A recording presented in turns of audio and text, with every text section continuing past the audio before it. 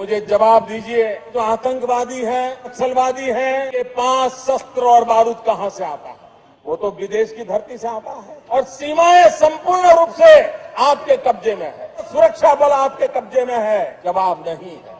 हमने कहा आतंकवादियों के पास धन आता है, हवाले से आता है, पूरा मनी ट्रांजैक्शन का कारोबार भारत सरकार के कब्जे में है, आरबीआई के अंडर में है, बैंकों के माध्यम से होता है। क्या प्रधानमंत्री आप इतनी निगरानी नहीं रख सकते? যে মনমোহন সিং এর ব্যাপারে তিনি কথা বলেছিলেন সেই ভিডিওতে, সেই মনমোহন সিং কিন্তু মুম্বাইয়ের যে হামলা হয়েছিল তারপরে সরাসরি সংবাদ মাধ্যমের সামনে এসে সমস্ত প্রশ্নের জবাব দিয়েছিলেন। তিনজন মন্ত্রী পদত্যাগ করেছিলেন। 2014 আগে যারা অবস্থান ছিল তার 180 ডিগ্রি ঘুরে গেছে তারা ক্ষমতা আসার পর। 26/11 সময় মুম্বাই হামলা হয়, এই বিজেপির নেতাদের কি চরিত্র ছিল? সেই সময় তারা শাসক কংগ্রেসকে কি বলেছিলেন? সেই সময় স্বরাষ্ট্রমন্ত্রীকে পদত্যাগ করিয়েছিলেন। বম্বেতে এই বোমা বিস্ফোরণটা হলো, তখন যিনি মন্ত্রী ছিলেন শিবরাজ পাতিল, সে পদত্যাগ করেছিল। সে প্রথমে করতে চায়নি, কিন্তু শেষ পর্যন্ত সরকার তাকে করতে বাধ্য করেছিল, কংগ্রেস সরকার ছিল। তাহলে নরেন্দ্র মোদী এখনো পর্যন্ত অজিত দোভাল এবং অমিত শাহকে কেন বলছেন না যে তোমরা পদত্যাগ করো? 2014 পর থেকে নরেন্দ্র মোদী একটা প্রেস কনফারেন্স করেননি। তিনি শুধু বাছা বাছা কিছু সাংবাদিক, বা তাদেরকে সাংবাদিক বলাটাও হয়তো উচিত নয়, স্ক্রিপ্টেড কিছু ইন্টারভিউ দিয়েছেন, কিছু সাক্ষাৎকার দিয়েছেন, প্রেস কনফারেন্স একটাও করেননি। অথচ যে মনমোহন সিংয়ের ব্যাপারে তিনি কথা বলেছিলেন সেই ভিডিওতে, সেই মনমোহন সিং কিন্তু মুম্বাইয়ের যে হামলা হয়েছিল তারপরে সরাসরি সংবাদ মাধ্যমের সামনে এসে সমস্ত প্রশ্নের জবাব দিয়েছিলেন। তিনজন মন্ত্রী পদত্যাগ করেছিলেন, কিন্তু পুলওয়ামা হোক বা পেহেলগাম, আমরা দেখেছি বিজেপি সরকারের একটা কোনো প্রশ্নের তারা জবাব দেয় না। যারা প্রশ্ন করে তাদেরকে দেশদ্রোহী দাগিয়ে দেয়। আর রিজাইন করা তো বহু দূরের কথা, সত্যপাল মালিকের কথা আমরা কেউ ভুলিনি। তিনি কি বলেছিলেন পুলওয়ামার হামলার সময়, তাতে আমাদের যথেষ্ট সন্দেহ হয় যে গোটা বিষয়টা হয়তো ঘটানো হয়েছে। আগামী দিনে এখনই হয়তো বলাটা মুশকিল, কিন্তু পেহেলগামের ক্ষেত্রেও সন্দেহ করার যথেষ্ট কারণ থাকছে। আগামী দিনে নতুন করে কেউ আবার মুখ খুলবেন কিনা আমি জানি না।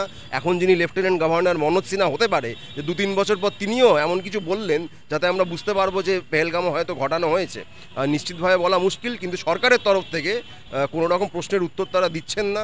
নরেন্দ্র মোদী কোনো প্রেস কনফারেন্স করেন না। অতএব এটা আমাদের দায়িত্ব, সাধারণ মানুষের দায়িত্ব, যাতে আমরা লাগাতার প্রশ্নটা করে তাদের উপর চাপ বজায় রাখি। দেখুন, এই দ্বিচারিতা তো বিজেপির মধ্যে আমরা সব ক্ষেত্রেই দেখেছি, নতুন কোনো ব্যাপার না। জিএসটি থেকে শুরু করে সব কিছুতেই তারা যা 2014 আগে যারা অবস্থান ছিল তার 180 ডিগ্রি ঘুরে গেছে তারা ক্ষমতা আসার পর।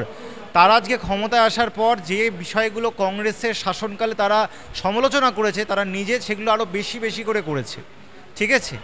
এবং এই কাশ্মীরের যে জঙ্গি হানা, তারপরের যে রাজনীতি, তাতে কোনো অংশ ব্যতিক্রম নয়। আমরা দেখেছি যখন 26/11 সময় মুম্বাই হামলা হয়, এই বিজেপির নেতাদের কি চরিত্র ছিল, তাদের কি বক্তব্য ছিল, সেই সময় তারা শাসক কংগ্রেসকে কি বলেছিলেন, সেই সময়ে স্বরাষ্ট্রমন্ত্রীকে পদত্যাগ করিয়েছিলেন। আর আজকেই সেই সরকার, সেই সব নেতা যখন তারা ক্ষমতায়, তারা তাদের দায়িত্ব থেকে তারা দূরে সরে যাচ্ছে।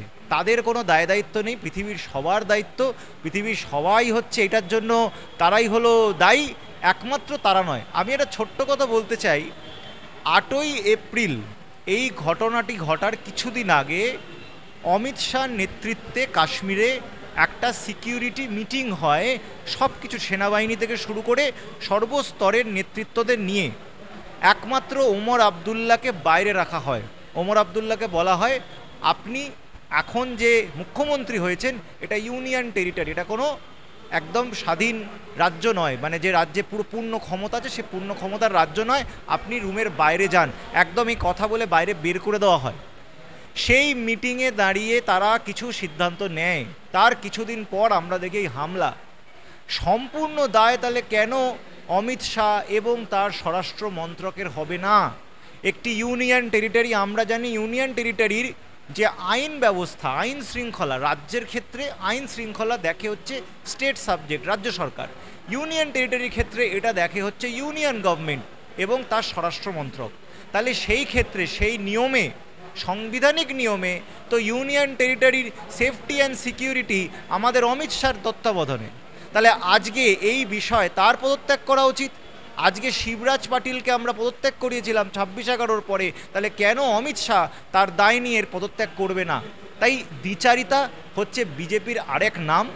তাদের আদর্শ তারা যা বলে তার একদম উল্টোটাই করে। আমরা এটা বহু ক্ষেত্রে দেখেছি, সব ক্ষেত্রে তারা গরুর মাংস নিয়ে রাজনীতি করে, তারপরে যে সবচেয়ে বেশি গরুর মাংস বিক্রি করে তাদেরকে দেখা যায় বিজেপি পার্টির সঙ্গে যুক্ত। তো এটা প্রত্যেকটা ক্ষেত্রেই আমরা দেখেছি। যখন বম্বেতে এই বোমা বিস্ফোরণটা হলো, তখন যিনি মন্ত্রী ছিলেন শিবরাজ পাতিল, সে পদত্যাগ করেছিল। সে প্রথমে করতে চায়নি, কিন্তু শেষ পর্যন্ত সরকার তাকে করতে বাধ্য করেছিল, কংগ্রেস সরকার ছিল। তাহলে নরেন্দ্র মোদী এখনো পর্যন্ত অজিত দোভাল এবং অমিত শাহকে কেন বলছেন না যে তোমরা পদত্যাগ করো? তিনি তো এই দায়িত্বটাই নিতে চাইছেন না, তার বদলে তিনি ভোটের বাজারে চলে যাচ্ছেন। তার মানে কি? তিনি ওই লাশটাকে ব্যবহার করছেন। তিনি আমাদেরকে বলেন আন্দোলনজীবী, আর তাহলে ওরা কি? ওরা লাশের ওপর নিজেদের রাজনীতি করার চেষ্টা করছে। ভারতবর্ষে এতগুলো মানুষ মারা গেল, এভাবে সন্ত্রাসবাদীরা এইভাবে কাজ করলো, তাহলে সন্ত্রাসবাদের ওপর দাঁড়িয়ে যারা বেঁচে থাকে তাদেরকে আমরা কি বলবো? আল তামার রেস্টুরেন্ট এবার নিবড়াই সম্পূর্ণ শীততাপ নিয়ন্ত্রিত অত্যাধুনিক সুসজ্জিত রেস্টুরেন্ট। এখানে থাকছে আরাবিয়ান মান্ডিতে বসে লাঞ্চ এবং ডিনারের সুযোগ। বিভিন্ন ধরনের খাবারের পসরা নিয়ে হাজির আল তামার রেস্টুরেন্ট। যে কোনো অনুষ্ঠানের জন্য বুক করতে পারেন, থাকছে কনফারেন্সের সুবিধা। আমাদের ঠিকানা নিবড়া, হারুন মার্কেট, ডোমজুর। যোগাযোগ করুন 9123608838। আরাবিয়ান মান্ডির স্বাদ গ্রহণ করতে হলে আপনাকে আসতেই হবে আমাদের রেস্টুরেন্টে। তাহলে আর দেরি কেন? আজই আসুন আল তামার রেস্টুরেন্টে।